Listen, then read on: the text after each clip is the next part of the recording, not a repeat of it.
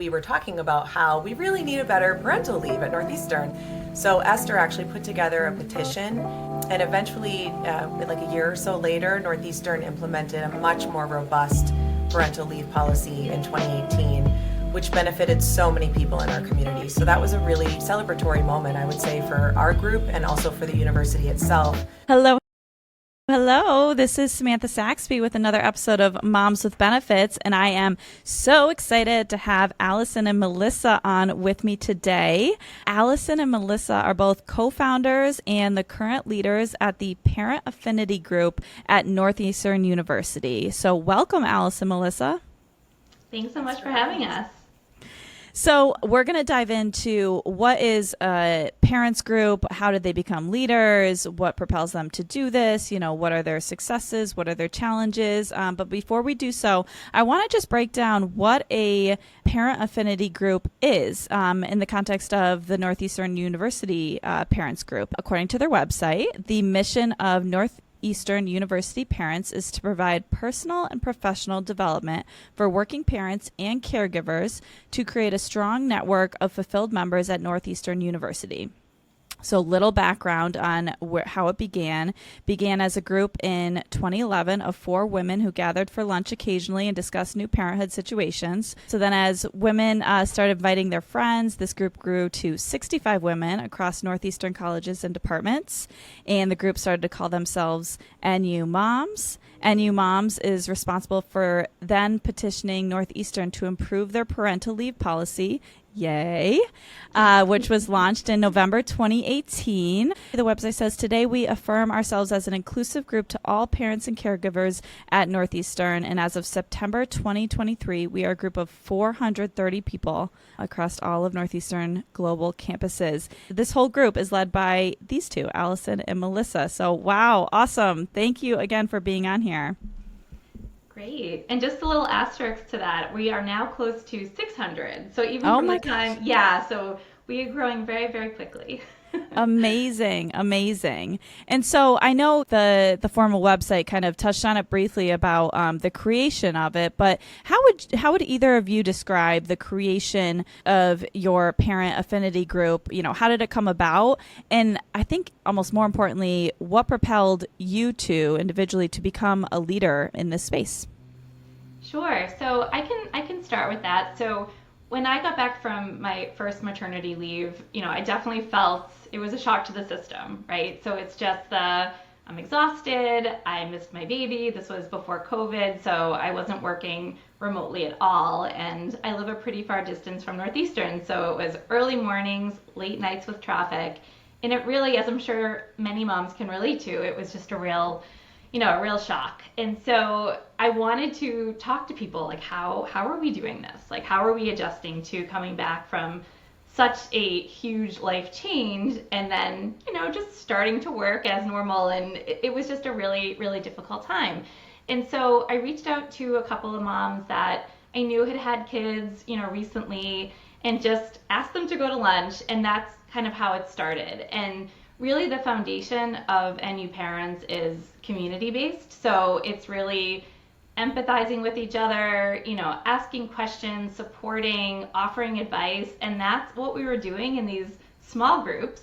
And then word of mouth kind of started things. So someone had a baby, they came back from maternity leave. It's like, oh, come along, join us. And sooner or later, it was more about, we had to start booking conference rooms to actually sit and eat lunch. But it was all based on that same foundation. And then I'll turn to Allison for next steps.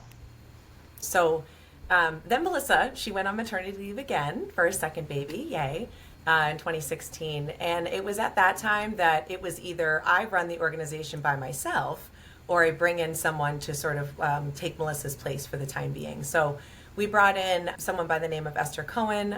She was sort of our co-chair actually for like the last 4 or 5 years, a big influencer and supporter of our organization. So we're really grateful to her. But we brought her in, and it was that time that we rebranded and, as you said earlier, sort of became an actual group and called ourselves NU Moms. And so people would reach out and say like, hey, I heard you run NU Moms. Like, how do I get involved with that? How do I get connected? So that was really nice that we sort of started, people knew who we were.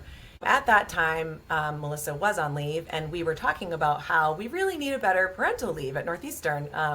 So Esther actually put together a petition and put it online, and it gained many hundreds of signatures very, very quickly.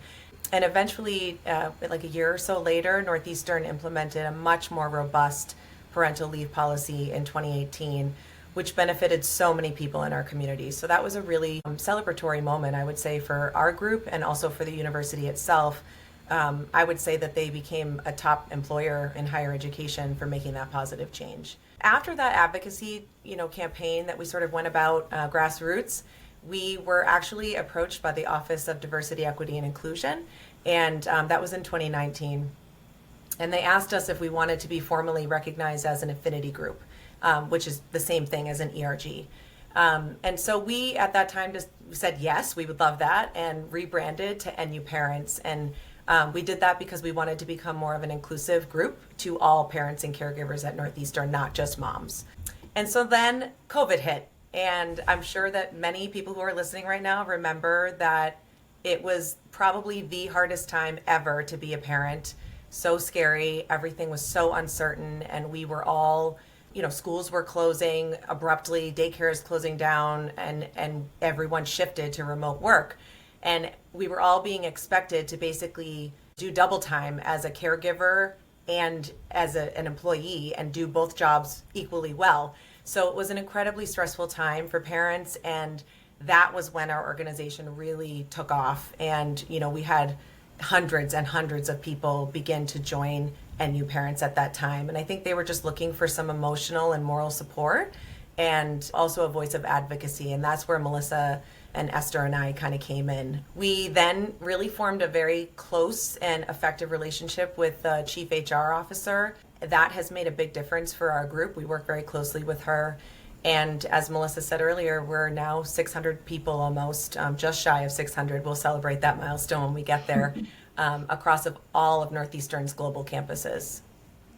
That is incredible. Oh, go ahead, Melissa. Yeah. I was just going to add, in terms of us being, why we decided to kind of lead this space, Allison and I have known each other since, I don't even know the date, Allison, 2006 or something. We worked together at another institution.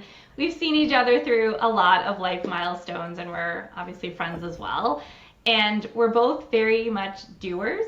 So we, see a gap and we want to fill it. And we're also both leaders in our own respective colleges for our different co-op departments. It's beneficial. It's beneficial to us. It's beneficial to the community. It's kind of like a win-win both ways. And realistically, we were already doing it before it became an affinity group. So it just made sense for us to kind of continue on with that. Thank you for sharing. I feel like there's so many gold nuggets that of your whole journey from start to where you are at today that listeners can take away from this. The heart of the story, at least that I hear, is that it started as a community and it's still a community. I think there's something to be said that no one can best support a caregiver like another caregiver. They get it. No one can best support a working parent like another working parent because they get it.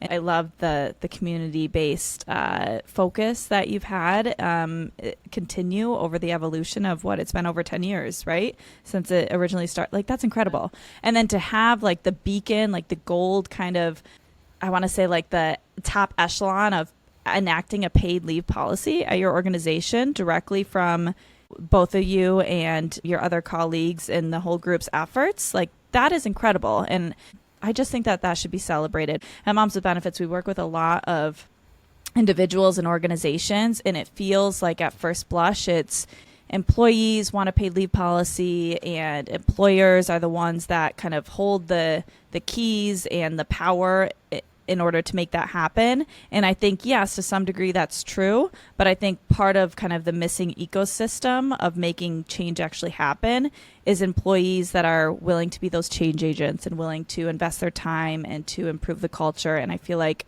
I will call you two culture change agents. I don't know if that's kind of jargony, but do you think that's a fair thing to call you guys? Do you feel like that or not so much? I mean, I'll take that as a compliment. Yeah. Yeah. Okay. And I also want to say too, like our, we didn't do that alone. Obviously we have to give big kudos to our HR team at Northeastern who did a lot of the work to implement that. I think what we did as a group was show that there's a lot of people that want the change. And thankfully they took that and ran with it. Yeah, incredible. Okay, so I'd love to hear more details on, so it's a parents working affinity group, like a working parents affinity group, right? That's the formal name of it since it's evolved from NU Moms, or do we still call it NU Moms? We call it NU Parents. NU Parents. Okay, love it. So at NU Parents, what are some specific examples or ways that you support the group of NU Parents? So we actually started doing this, I think it was 2 or 3 years ago, where the group, again, had grown. And so we decided that every January we host a kickoff meeting. And in that meeting, Melissa and I, and Esther previously, we basically do an overview of all of the things that we did in the prior year and sort of summarize it for everyone. And then we also take that as an opportunity to then collect ideas and feedback from our members with the hopes of implementing that for that year coming into fruition. So, I think it's really important to be open to new ideas and to enable our members to join into leadership roles and opportunities. So most recently, we have been trying to, so we got a lot of requests from people where they say, like, I've noticed this and I think there needs to be a change. And I'm voicing that to you as the NU Parents co-chairs because you are the direct line of communication to senior leadership, right? Melissa and I and Esther had done this for years, but it really can be very time consuming. So where we've shifted over the last few years is to encourage folks to use their own voice. And the chief HR officer at Northeastern has been so wonderful, and she has really opened her door or her email box to anyone who wants to email her with something that they want to say. So we really encourage people to reach out directly. That allows them to grow their advocacy skills for themselves, and also it allows us to focus on the overall leadership of NU Parents, which is, it's a time commitment. So kind of going along those lines, that partnership with HR has been key. And so we meet quarterly with the chief HR officer. Again, I'm not sure that that's how it is in every organization, honestly. I think that our chief HR officer specifically has just really been a partner to us, and she's been really open about this. She is a parent herself, right? So as you said earlier, she gets it. And so I think that our organization is kind of near and dear to her as well. And so we bring our questions from our members or our own questions and any issues or trends that we're observing, and we bring those to the quarterly meetings with her and discuss those with her. And then I think it's also really important, a way that we support our members too is that, there are times like parental leave policy or during COVID, it was the return to work, like everyone was then told, okay, you've been remote for 18 months, it's time to come back. And not everything was open yet, and some, daycares were still closed and things like that. So, it was a problem for some parents. And so we had to have that conversation with leadership at the university. And I think the key is really, going to the senior leaders with the issue, right, in a really respectful way, because, treat others how you want to be treated, but not just going with the issue, but coming with a proposal for a solution, right? We don't want to be the group that comes and is perceived to be complaining. We want to come in sort of like, as you said, as those change agents. And so that's where I think that Melissa and I have been successful, is that we always come with ideas for how to solve a problem. And then whatever, the information is that comes from the leadership at Northeastern, we then make sure that we get back to our members. I think that's really important too, to have credibility with our members of the group, is that we have to get back to them with whatever the answer was. And then last but not least, as the organization has grown, another way that we've supported our group, being 600 almost members, it almost kind of had become a little bit too big. I don't want to say too big, but just like Melissa and I hosted a town hall, or not a town hall, the opening meeting in January. And it was just a different feel for us than it had ever been. It was like there were well over 100 people on that virtual meeting, and it just felt different and honestly a little bit less intimate. And that's part of that community building piece, that intimacy of talking about challenges that you might encounter as a parent, or just seeking advice that in a large organization or group like that, you might not feel comfortable asking questions or being vulnerable, right? So we've implemented subgroups. That's something that we really have gone like full steam ahead on this year.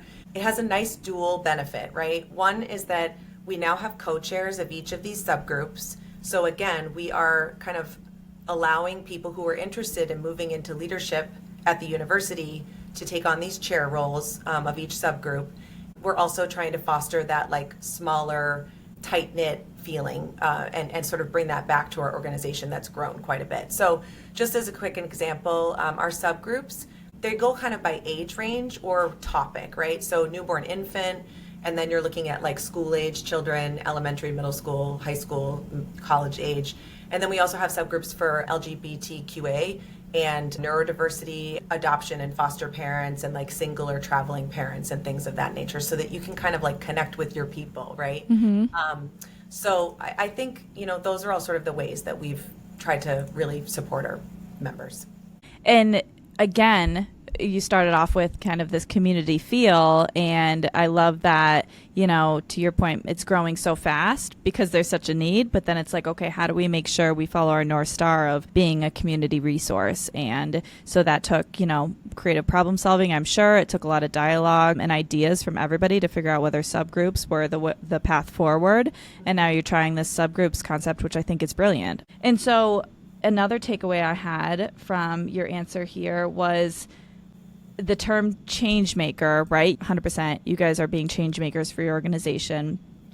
In order to be a change maker, communication is really important. And so your concept of not necessarily just bringing a problem to the table, but bringing a solution or a couple solutions to the table, and then also understanding who are the people that need to be at the table to enact change. It sounded like you all, as representatives of the employees that are wanting a change, that's one seat at the table. There's the chief of HR, who sounds incredible. That's another seat at the table. There's senior leadership. That's another seat at the table. And so it is just, I think, very enticing or exciting to hear that those are all people that are getting to the table, listening to a problem, listening to solutions, and being able to make changes moving forward and evolving as things evolve. And so it sounds simple, but it actually takes a lot of communication, a lot of work, and I think that's just amazing. So thank you for the examples that you shared.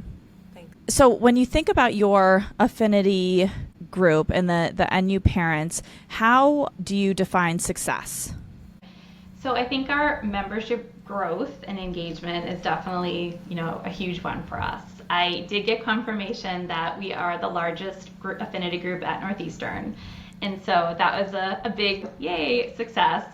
I think one thing we haven't mentioned yet is we use Microsoft Teams as our, sort of communication tool. Mm-hmm. And so we have a Teams channel for NU parents. And then we also have a bunch of subgroups, like the subgroups are represented as well by kind of those mini channels.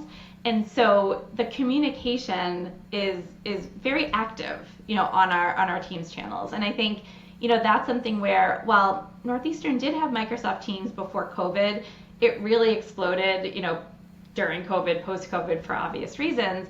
But it's also a great way to find connection with people in a very quick way. And so oftentimes, we'll share updates through our Teams channel, but people will also ask questions through the Teams channel. And so you have all these different voices from all across Northeastern's network being able to kind of chime in.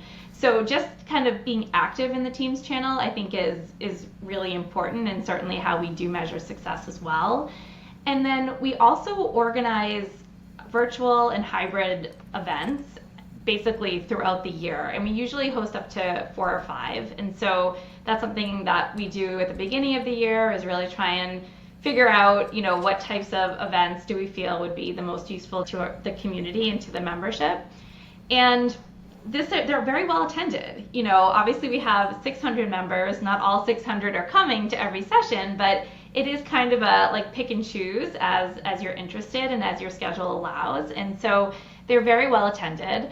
as Allison mentioned before, like the direct results, from the advocacy, like that's another measure of success. So whether it's the parental leave or a care.com benefit that we've been able to maintain, there's a lot of different things where just being able to kind of use our voice and actually have something happen because of it is also a measure of success. But I think, kind of going back to that gold star that you mentioned, the connection, I think being able to be connected to people that, work at your organization that, depending on line of work, you would never really, interact with. So, and also because Northeastern is so large and so global, like you're not just going to bump into people.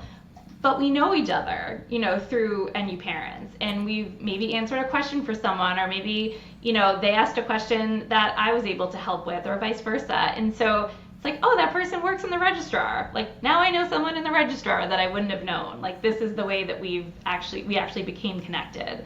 And so I think, again, it all comes back to the community connection. Yeah, and that makes sense when you're talking about, folks being really active on your Slack channel or your Teams channel. To see that engagement shows that people are engaged in your community and what you're trying to say and are wanting to engage with each other. And so that makes a ton of sense. Are there things that you struggle with as leaders? Because I feel like what you're doing is incredible. I've heard you say it's time consuming. I mean, can either of you speak to what is the challenges as being a new parent leader? So I would say it's really funny when Melissa and I were talking before this that we both agreed that finding enough time in the day to focus on this group is our greatest challenge. And new parents is, it's something that we created together. And so this is so near and dear to us and so important to us. And so, it's a struggle at times to find enough time in the day to devote to this and to our members who are also very important to us. Our day jobs are, we're both directors. And so, at times in our roles, that is a 40 or more hour a week commitment. And you have to sort of find time, and often for me at least, I don't know about Melissa, but that's at night or on the weekends to do NU parents related things. I think it also sometimes can be a bit of a struggle because we both have elementary and middle school age children, and I think anyone who has children of those ages can probably relate with the number of commitments after school that are part of our lives, and also, just the social and emotional support that kids that age need. And I want to be there for my kids, and I want to be an involved and active parent, and I know Melissa does too. And so it's just a matter of finding, the time to devote to all the things that we're passionate about and that we care about. So I think the only other thing I would say as far as a struggle is just coming up with new ideas for programming and for sessions. In the beginning, it was literally Melissa and I and Esther that were coming up with all the ideas, and we started surveying the group, which was very helpful to ask, what are you looking for? And, so we're not just kind of like pulling things out of a hat. What do you all need? What do you want? What do you want to learn about? And so that's been really helpful. And I think now that we have subgroup chairs and co-chairs, I think they're going to be really helpful with sort of brainstorming ideas moving forward as well for sessions and programming. Yeah, that makes sense, especially if you're doing that many a year. You said maybe around 4 or 5 a year. That can be a lot too. So yeah, time is like the trend for us working parents. There's just not enough of it. Mm-hmm.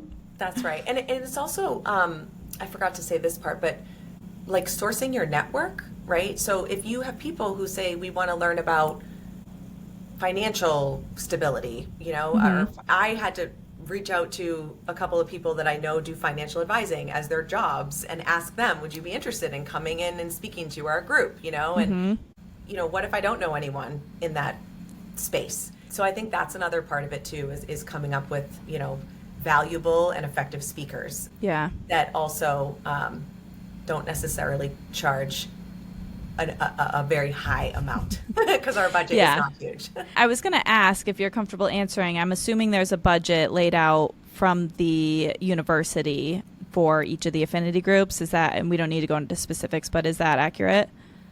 That is accurate, yes. Okay. So we are given a very appreciated budget. It's not huge, but it is very helpful. And, we're able to compensate our speakers with a couple $100 Yeah. fee, Yeah. and that's enough to get someone in the Yeah. door.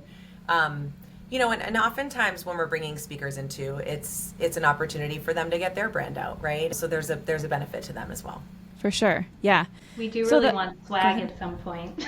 We want to have some NU parents swag. That So would- that I Oh, would have worn, if I had a T-shirt, I would have worn it today. Yeah. oh my Yeah. gosh. That sounds so fun. I know. Yeah. I want moms with benefits swag too. I'm Love like one that. day that, yeah. I'll send you guys some. Great. Have swag, you know you've hit it big. Yeah, Yeah. right.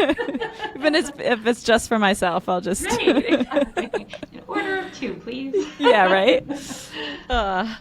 Awesome. Okay, so if you had to say what kind of the most impactful resources are that the NU Parents gives or puts on, whatever, what would be, your top list? It's a good one. I mean, we were just talking about some of the sessions, and so some of the great speakers that we've brought in have been around topics like healthy eating, gender stereotypes, as Allison mentioned, financial planning. We did something on pandemic parenting. We had a great speaker who also has a podcast, so shout out to them, called Pandemic Parenting. And we also did something with Northeastern, so senior leaders at Northeastern who are parents themselves, and how they were able to sort of balance that career and parenting kind of to make it where they are today. So we're really kind of tapping into lots of different types of resources. And as Allison mentioned, we're moms ourselves, but our ages, the ages of our children, like, we're not as tapped into the infant toddler phase as we used to be. And so that's where we're kind of surveying our members and trying to, like, what are people worried about right now? Like, what kind of things can we help you with? And obviously we're not at high school yet. So learning from people that have done, have kids now who are in high school, and what are they thinking about? And it's really helpful. That's where we get to become really, like, I mean, of course we're always learning from each other, but seeing kind of what's to come is also really important. So I would say the sessions for sure. We talked a lot about just the advocacy things that we're so proud of. And then, I think just like the general, like, when you think about resources, like, we're all resources to each other. And so to have that, like, at our fingertips, and it can range from, crowdsourcing on something like what camps are still open, like in the area, or what books should my 4-year-old read. I mean, it acts like a social media platform in that way, where you're able to get kind of like instant feedback, and maybe some really cool events that Northeastern's sponsoring that we didn't always hear about because, we're on and off campus, and, the whole, like, flyers on a wall doesn't really work anymore. So kind of finding out, like, what's going on campus, what's going on in neighboring towns that might be of interest to our kids. So that's kind of where the crowdsourcing and knowledge sharing is really important. I love that the flyers on the wall doesn't necessarily work anymore. I feel like that's a great analogy for anybody who went to college, Right. one, but also any, employers that typically had the flyers of happy hours and announcements, like in this social media day and age, and the way we engage with each other online. It's just not the way we typically default to communication. So that makes sense. I mean, you guys are doing so much, and it feels like you all must be really great listeners to listen to the parents that are part of the NU Parents. You all must be, I think, really creative, because you're continually coming up with new ideas of how to listen and how to execute on the problems or the focus areas that your fellow members want to focus on. And so this really great, I think, soft skills, if you will, that are just awesome. So really, really inspiring from where I'm sitting. To that end, we have at Moms with Benefits, we have a lot of listeners that are either currently expecting, or they're trying to navigate postpartum, trying to return to paid work.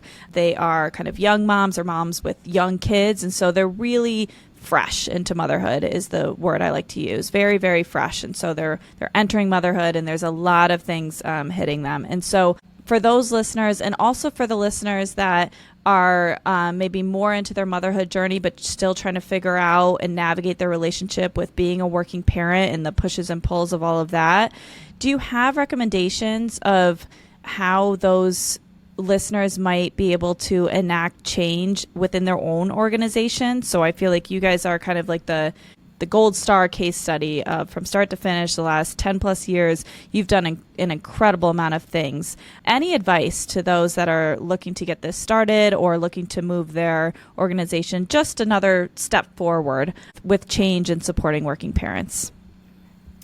Yeah, so I mean, I think the key, what you just said, is that it has been 10 plus years, right? So change doesn't happen overnight.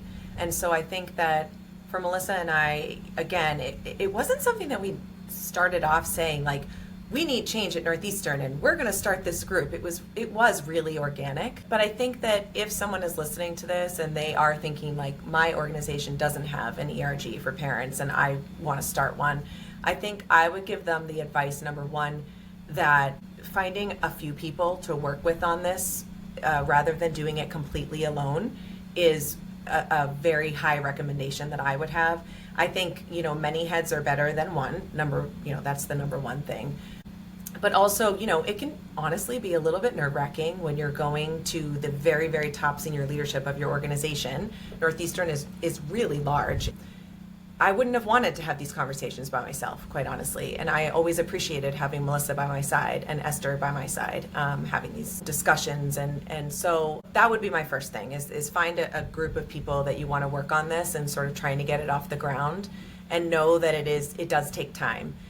Kind of going back to what I had said earlier, if you can go with an idea and sort of a plan for how you're going to do it, I think that senior leadership at an organization is going to take you more seriously and appreciate that you're trying to be that change agent through something positive rather than coming and having a complaint. That's the way that we've been successful, I think, in all these years, is always having respectful conversations with those that we need to have these conversations with and coming up with realistic and implementable ideas and solutions.